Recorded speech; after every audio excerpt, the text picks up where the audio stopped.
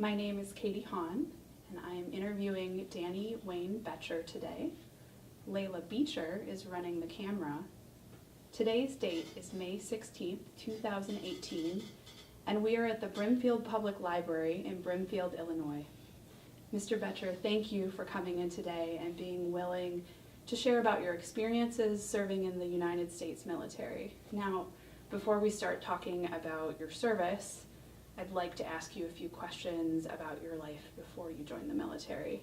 So could you please tell me when and where you were born? I was born in Fort Sill, Oklahoma. Okay. My dad was actually in the Army at the time, and I was born on the Army base. So. And is that where you spent a good portion of your childhood? No, he was only in the Army for a short period, and then most of my childhood was growing up in northwest Iowa on a farm. So who were your parents? Wayne and Dolores Boettcher, and they're both deceased. And you said your dad was in the Army. He was in the Army, yeah, and he spent some time obviously in Oklahoma and then some time in Germany. And was your mother employed?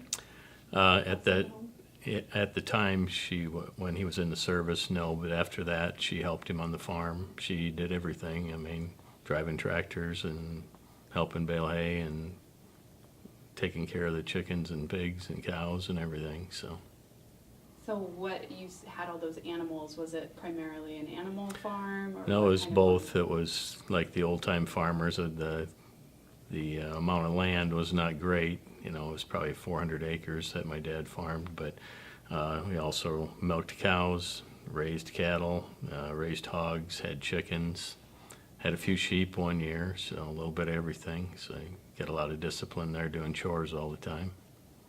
And did you have any siblings? Yeah, I had 2 brothers and 2 sisters. Are they older or younger? I've got 1 older sister, 1 younger sister, and then my 2 brothers are younger than me. So you said your father served in the Army. Did anybody else in your extended family Nope, serve in that's the it, military? just my dad. Yeah. Did any of your siblings end up serving eventually? Nope, none of them did either. I guess I was the odd one.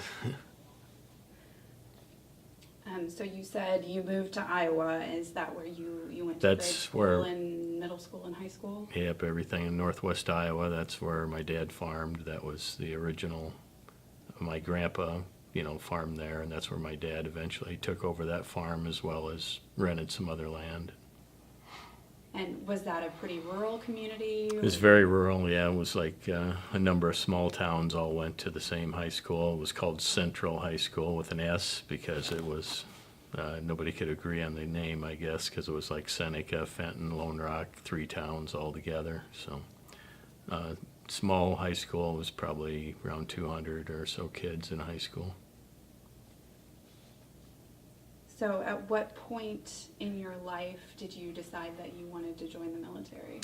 Well, during the summers, I obviously worked for other farmers, and in the fall and the spring, and then I did construction work for a while and kind of did some work with mechanics and helped people replace engines or do things like that. And I knew I wanted to get some more education and didn't really have the money to do it. And, with being a farm kid, and there wasn't a lot of money left over at the end of the year. So I decided, well, that would be a good way to get an education and maybe try a trade or something. So that's when I guess I was turned 18 in March, and I signed up shortly after that, after doing a little talk to the recruiters and find out what the options were. So I actually went into mechanic school there, or was looking into that, and then they offered something very similar in the Navy. So it was actually the Seabees, which is the land-based part of the Navy.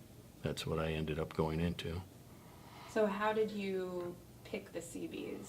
I was probably the local recruiter was the guy that kind of informed me, because when I first heard about the Navy, it's like, I don't want to be sitting on a ship all the time. And he said, no, we have land-based people too. And he kind of explained it and explained that they'd send you to training as, for a mechanic if that's what I wanted to do.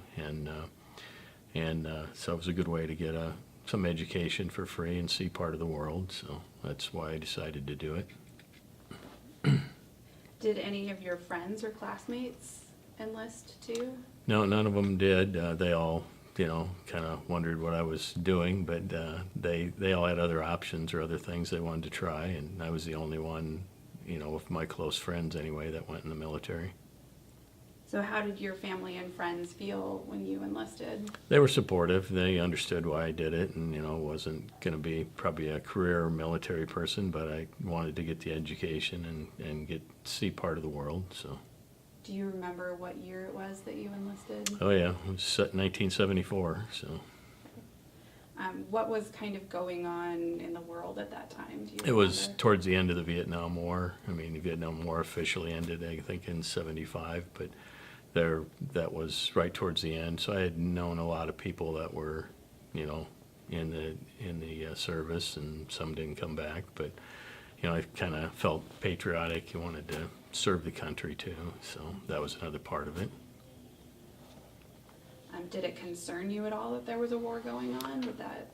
A little bit, but seeing that the Vietnam War was close to an end, I thought, well, that's another reason I joined the Seabees. They're not really combative, more like the Marines or anything. They're more, you protect your area, but you're not going to go out and look for trouble. So I'm not afraid to defend what's mine, but I don't really want to go looking for trouble either. So do you remember how soon after enlisting did you end up leaving for basic training? Well, I signed up, I think, in March, and then I wanted to work for the summer, and obviously it was the first year out of high school, so there's other things to do and friends to do things with, and wanted to do a little bit of hunting in the fall. So I signed up in March with an enlistment date being in November, so November 4th I actually headed off to boot camp. So. Did your family and friends do anything special to send you off? Not anything real special. Some of my closer friends actually took me down to Des Moines, Iowa, to catch the bus to Great Lakes Naval Station. So that was kind of fun, just a trip down there. How do you remember how you felt when you were leaving for boot camp? I was a little bit excited and a little anxious, not knowing exactly what I was headed for. But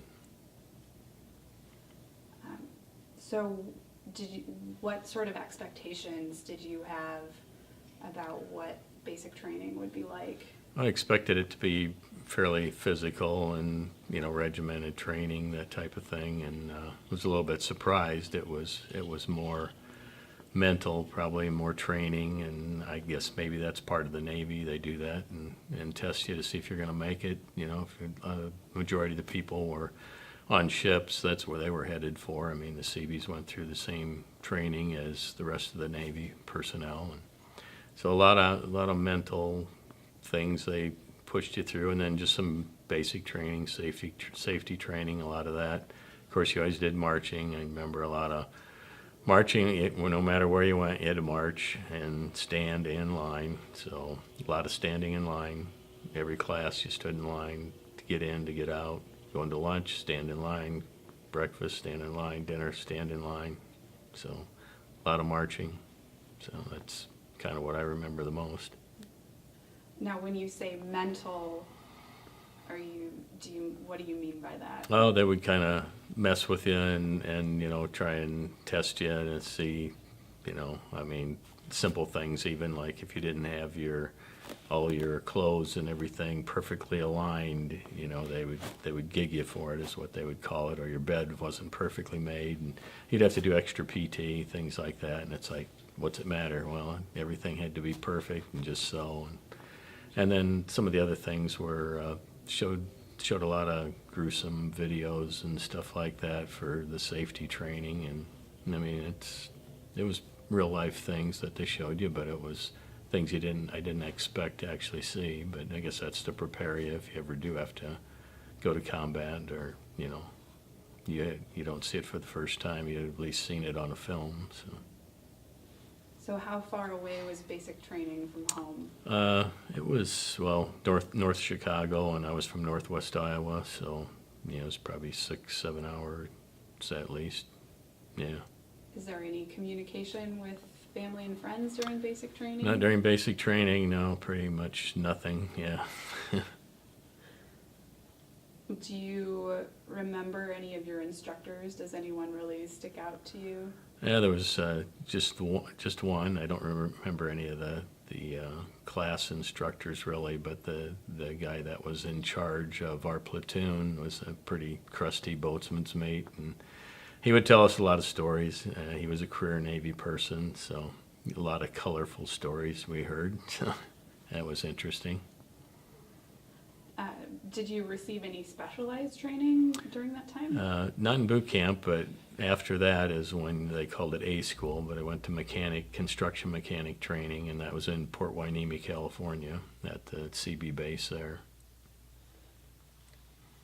So did you go directly from basic training to? No, actually, it was right around Christmas time when I got out of basic training, so I went back to Iowa, and my girlfriend at the time, my wife now, actually picked me up in Cedar Rapids, and then we drove back to northwest Iowa to the farm. And if you want to hear a funny story, when you join the service, basically whatever you take, they're going to either burn it or you can mail it back.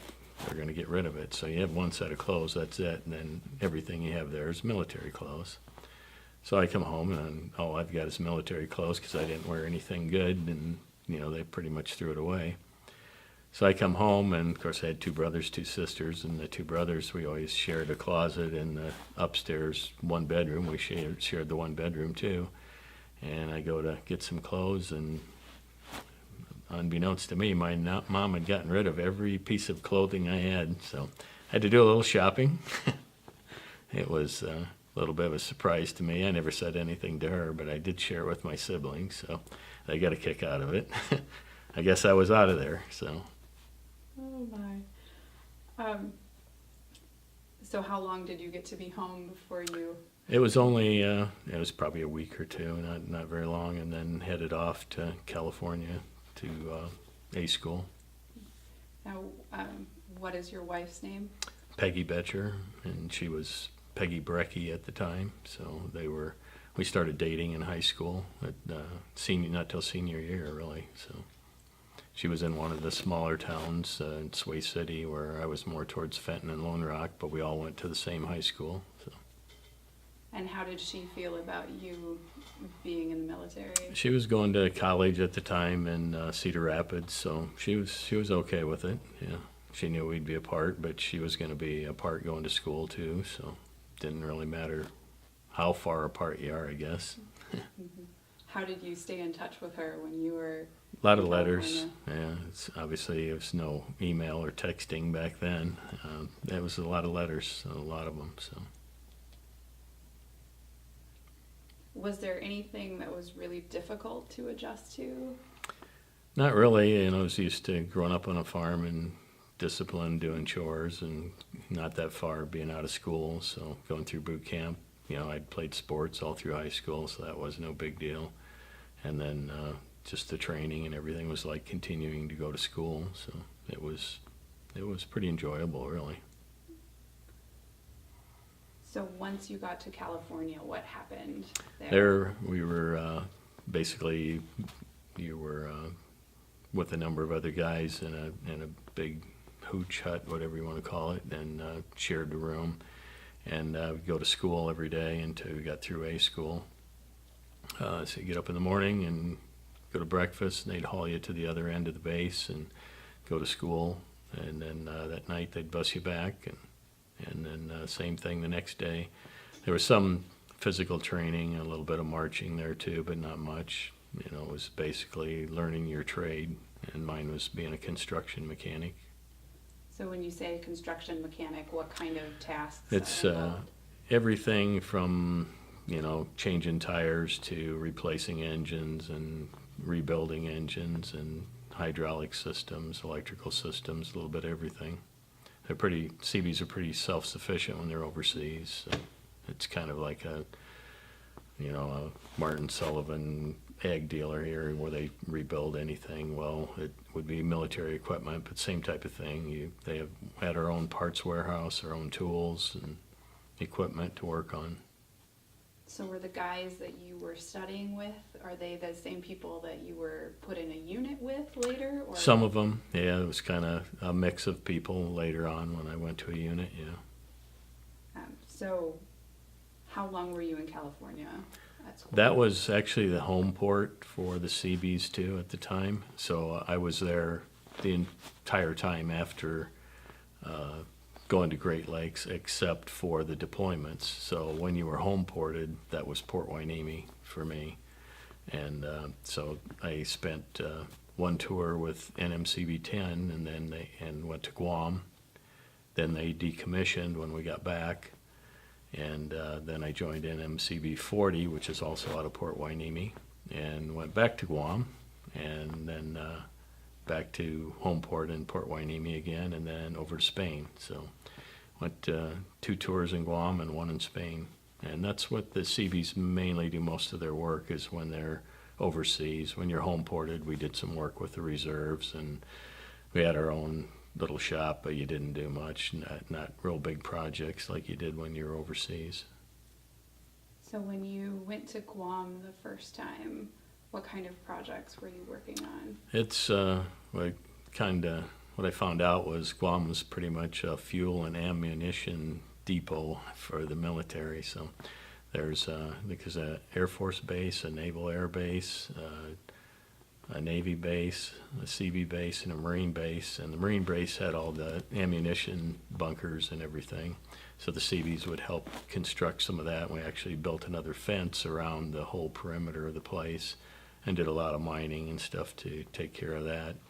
And then more towards the middle of the island, there was a lot of hills. I wouldn't really call them mountains, but hills. And a lot of fuel was buried in tanks up in the hills. So it was just curvy roads that were built by the Seabees up into the hills, and then obviously burying the tanks. And it was fuel and ammunition for the different branches of the service that's over there. Did you get to interact a lot with the other branches of the service? Yeah, at times, yes. Yeah, it was, there was a joint Navy base, so the Seabee base was nothing but a chow hall and a bunch of huts. So if you wanted to go to the PX or go to do anything major, you could go to the Navy base, and that's where you interacted with the Marines, the Navy, and it's being a small island there in Guam. It's only like 6 miles wide and 34 miles long. Spent time, seeing different scenery throughout the whole area. So spent a lot of time on the Air Force base in the north end. It had a really nice beach, and then the Navy base had some nice beaches. So spent some time there, and there was always an excuse with some of the Guamanians to have a party, whether it was baptism or anything to think of. They would throw a party, and the military did that too. We had some fun, barbecues down by the beach, that type of thing. And were you allowed to interact, or encouraged to interact Oh, yeah, with the local people? Yeah, there was no real restrictions there. Obviously you had to be back at the base when duty called, but other than that, yeah, you're pretty free to roam around. And were you still writing letters back and forth to Peggy at the time? Yeah, the first tour I was there by myself, so we did a lot of writing letters, and then we were actually able. It was fairly expensive to call, but they would have a radio phone is what it was. So once every few days, or at least once a week, we'd call back and forth, and you had to get used to doing that. It was like, "Are you there? Over," and then she would talk, and over, but it was over the radio phone, and of course you had no privacy. You're in there with a group of people, and of course everybody can hear what you're saying. So, but we did do that, talk that way once in a while, and then a lot of letters. And then after that first tour, when I came back and had leave, is when we got married. So the second time when I headed to Guam, Peg went with me. So we actually ended up living off base, except for when I had duty, I had to stay on base. So it was back and forth for me, but we had not a real fancy place, but a place on the island there, and got to have some good close friends there. And then my oldest son was actually born in Guam on the Navy base, so Chad. So that was in 1979. Or no, not 1979, 75. Yeah. So how was life? Obviously you were married you had your son. How was life different that first tour and that second tour? First tour is a lot of working with the guys and doing different things, and we actually had a guy that worked for the garbage truck department at night, whatever. So they gave him a step van. So since they gave him a step van, we kind of had times when we'd all pile in that and go and do something. So that was kind of fun. We also played a lot of cards just to kill the time and spend some time doing that. How do you know how your wife felt about living in Guam? I think she enjoyed the scenery and the people, and everything was good, but it was hot and we had no air conditioning, and it rained about every day, so it was also humid. So that part of it was not great. But after our son was born, her mom and dad actually came over to see us for a week or two. I can't remember exactly how long. So that was very fun, and I took some time off then too, and we toured the island. So yeah, I don't think they realized how long a flight that was till they got there, but they had stopped in Hawaii on the way and then came over. So that was very good. How long is the flight, or was it at the time? At the time, it was probably 17-hour flight, something like that. Yeah, it's a long ways.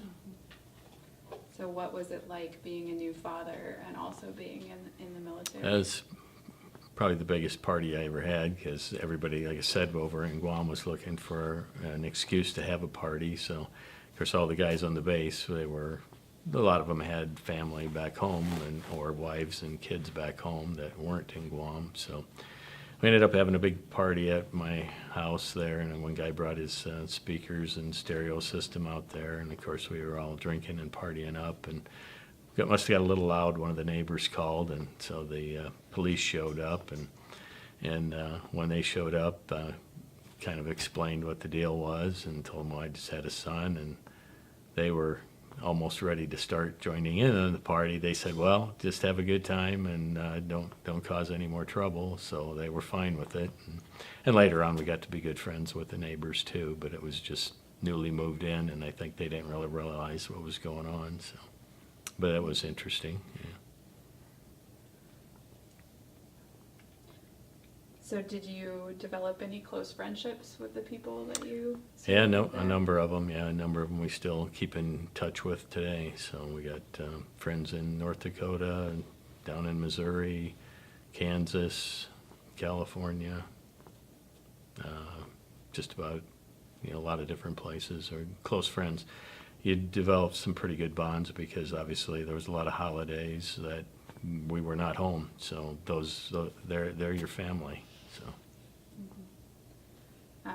And you said that Pig got to come and be in Guam with you, but that the other guys' families didn't. Was that a choice, or was it really uncommon? That was our choice. Yeah, there was a number of people that would do it, but it was a minority of us that did. You had to pay for your wife's own way because our home port was technically Port Hueneme, so that was fine that she could be there. But to go overseas, we were on our own, and you always have the possibility of being detached, and I was always on the air detachment, it seemed like, which means you had to be able to go someplace anywhere in the world within 48 hours. So you'd have a special group of equipment and guys that when they were on the air detachment, and you usually had you didn't know if it was real or not. They wouldn't tell you till after it was over, but you would have an exercise where they would do that. They'd run all the equipment through the shop as quick as you could, and all the way up to the point where you'd load up on a plane and take off, and then they'd tell you, no, this is just an exercise, we're coming back. But it could have been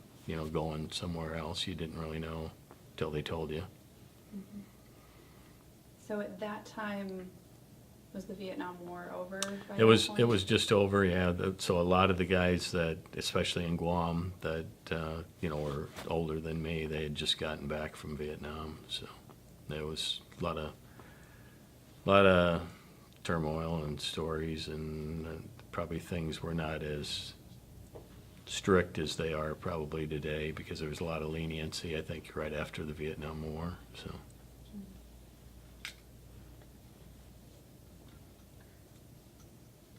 So, how, when we hear about the Vietnam War today, Excuse me. we hear about how people in the U.S. are maybe kind of anti-war, Yeah. anti-military personnel. Did you feel any of that? Not really with the guys that were in the military. I mean, obviously they all supported the cause and were definitely, pro-U.S. They were not against anybody in the military. So, the war was over, but did you experience any tense or dangerous situations while you were serving? Really, just at work. One of the interesting things that happened one day was on a Saturday, and we had to muster up, I think, but me and another guy went down to the base mechanic shop, which was actually separate from where we lived over there, and experienced an earthquake. And I was driving the van, and I'd stopped, and he got out to get the mail, and our shop was probably almost 2 blocks long, concrete from one end to the other, but it was all open in the middle. You could drive through. It looked like waves going down in water, it was incredible. And I thought, well, somebody's jumping on the bumper of this vehicle, and then I could see what was happening. We had another small earthquake when Peg was over there, and she panicked because Chad was in the baby bed across the hall in a room, and I couldn't even get up and walk to go get him, so that was interesting to experience an earthquake. We don't have that much in the Midwest. Mm-hmm. There was a few things up in the hills and with equipment. We had a Rayco roller one time where the hydrostatic drive had stuck and the guy almost drove it off a cliff. So I was on the field crew at the time, so we were out there and took care of the problem and figured out what it was, got everything adjusted, and the operator wouldn't get back in there to drive it. It was that close to the end, so we ended up hooking a winch on it and towing it back so he would get on it and drive it again. That's one of the things. And then probably the other thing that was probably the scariest is when I was over in Spain. I was on the air detachment again, and we loaded up and took off, and I think we had a Jeep and a generator set in the middle of a C-130, and we took off. And I don't know if you've ever been in one of those planes, but you're strapped to the bulkhead to the side, sitting sideways, and the equipment's in the center, and the pilots are up in the front on the end. And we took off, and everything was fine. And we get up in the air, and they circle around, and they said, "Oh, this is just an exercise, and thanks for your participation, and the quality of the work and getting everything done in time." And we came in for a landing, and obviously it was a Navy pilot that had never flown a plane with that much weight on in his life, and we hit so hard that straps, the nylon straps or whatever they were made out of on the equipment in the center just snapped. You could hear they didn't break loose, but they cracked like a whip. And there was dead silence from all of us because we thought that equipment was going to go right out the front of the plane, but everything held, so we landed fine, but a little rough. Ooh. Yeah. So how long were you in Guam the second time, and then when did you Every tour was about 9 months, so you would be home ported for, say, 5-6 months at the most, and then you'd go overseas for 9 months. And so it was 2 9-month tours in Guam, and then 9 months in Spain. And then in between, when you were back home ported, that's where you did a lot of the military training. You had to qualify with M16s and 45 M60s. We did mortars. We did just about, went to school to train you on landmines and what to do, what not to do with them, and mortars, that type of thing. So did a lot of camping out exercises, I guess, in California for that training. So. Now, I noticed on your form that you mentioned getting a medal for a sharpshooter. Yeah, sharpshooter for M16 and M60, and both of those. Yeah. What did you have to do to earn that? You just have to qualify at the range, and you have to pretty much hit bullseyes every time. Okay. That's what you need to do, and you qualify at 200 yards, so it's not like you're shooting at close range. It's a long ways away.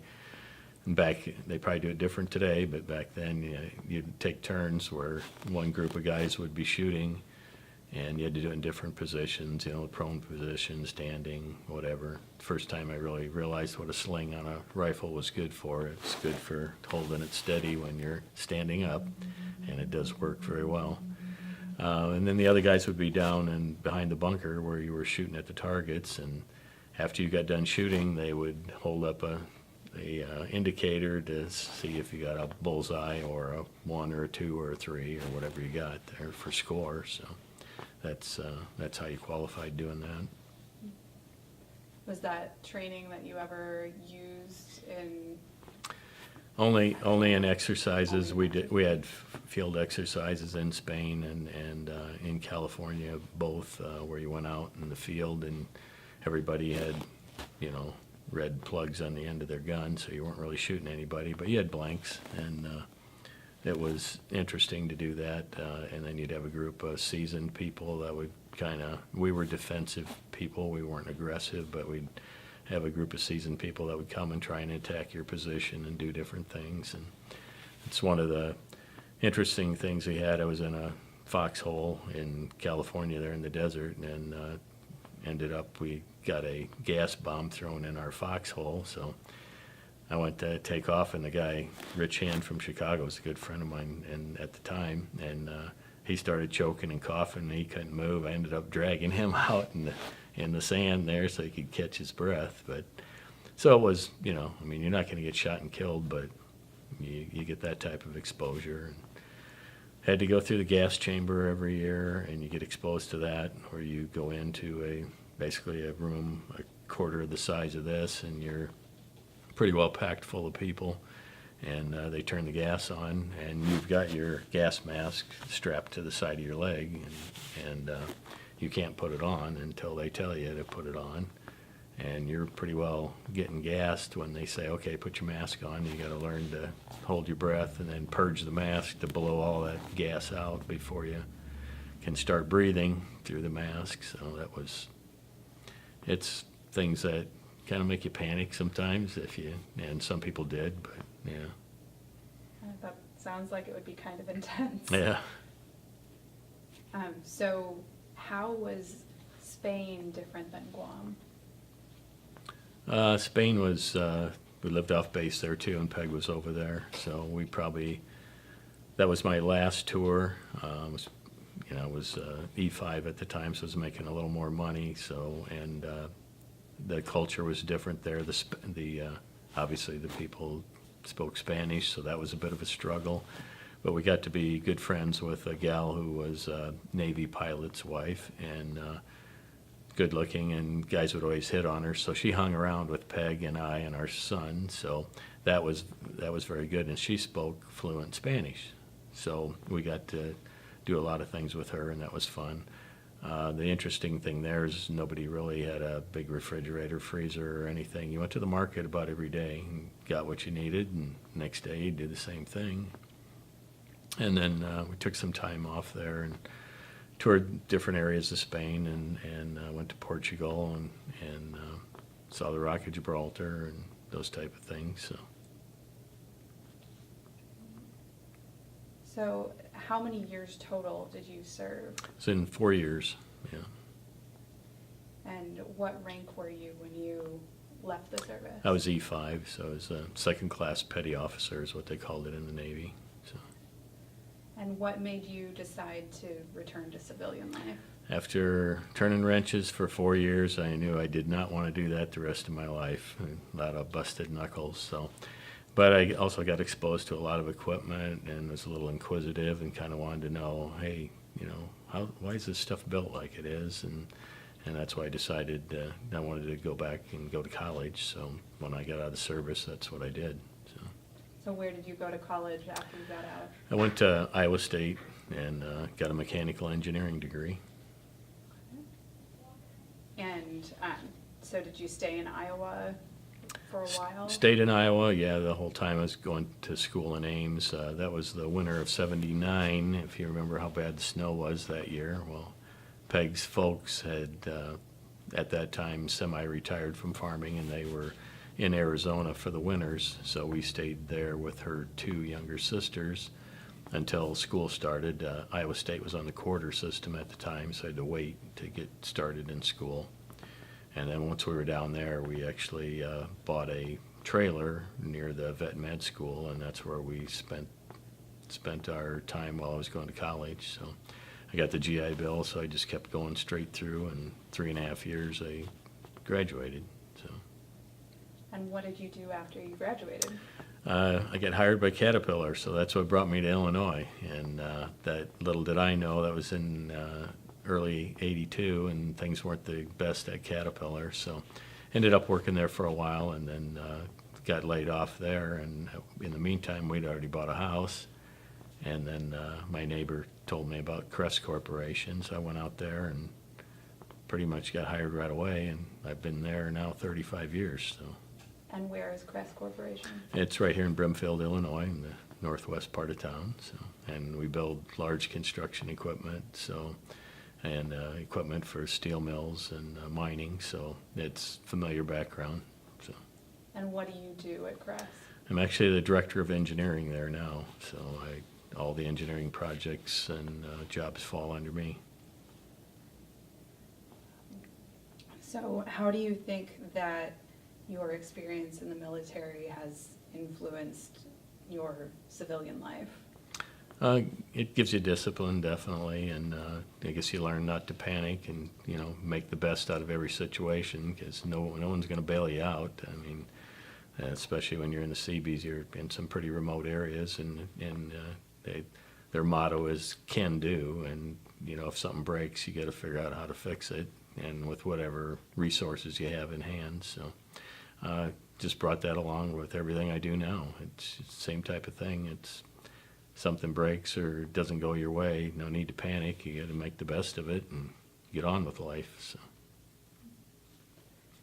So you said you had your oldest son in Guam. Do Yeah. you have more children? Yeah, I've got a daughter then that was born when I was going to school at Iowa State. And funny story there is I told the professor, well, my wife is due, and it was right during finals. And, of course, I'm sure he's heard every excuse that there was. Well, sure enough, she went into labor the day I had to go to finals. And so he let me make it up, so it worked out. But and then after we moved to Peoria area, we lived in East Peoria for a number of years before moving out to Brimfield. Our youngest daughter, Molly, was born. So we have 3 kids, so 2 girls and a boy. Did any of them pursue military careers at any point? No, none of them have. So how did your time in the military impact your feelings about, I guess, modern day, what's going on with wars and? I think I'm always supportive of improving the world, no matter where you're at. I mean, I think a lot of people that protest things have no idea how some of the people in the rest of the world live, and that's unfortunate, but that's one thing. When you are in the service, you do get exposed to a lot of that. So, do you have any? I mean, you talked about being able to persevere and get through, not panicking in tough situations. Are there any other life lessons that you feel like your time in the military taught you? Well, just got a lot of good friends that aren't necessarily relatives, so you learn to trust other people and kind of learn to read people and know who you can trust and who you can't, because you've obviously got people there too that you wouldn't trust. So. What message would you like to leave for future generations? As far as the military, I'd say it's a good opportunity, to see the world and get some education, some training. I mean, no matter what branch of the service you're in, you will get trained, and you'll have some skills when you get out of there, as long as you take advantage of that. So is there anything today that we haven't talked about that you feel like you'd like to share? Not really. Pretty well covered everything, I think. It's pretty good questions. So. Well, I want to thank you so much for your service to our country and for taking the time to share your experiences with us today. Not a problem. I was glad to do it.